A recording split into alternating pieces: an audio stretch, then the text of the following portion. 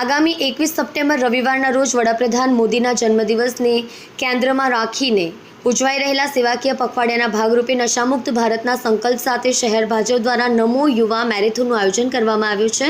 રવિવારે સવારે 7 વાગ્યે વીર નર્મદ દક્ષિણ ગુજરાત યુનિવર્સિટીના મુખ્ય ગેટથી વાય જંકશન સુધી યોજાનારી 3.6 કિલોમીટરની મેરેથોન દોડમાં 10,000થી વધુ શહેરીજનો જોડાશે।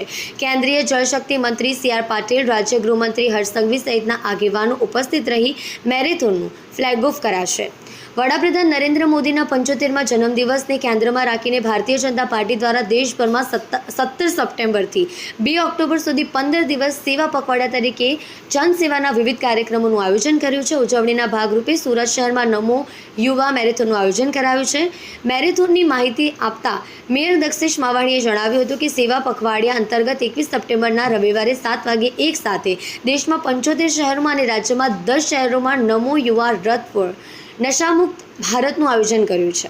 સુરતમાં રવિવારે સવારે 7 વાગ્યે વીર નર્મદ દક્ષિણ ગુજરાત યુનિવર્સિટીના મુખ્ય ગેટથી વાય જંકશન સુધી મેરેથોન યોજાશે।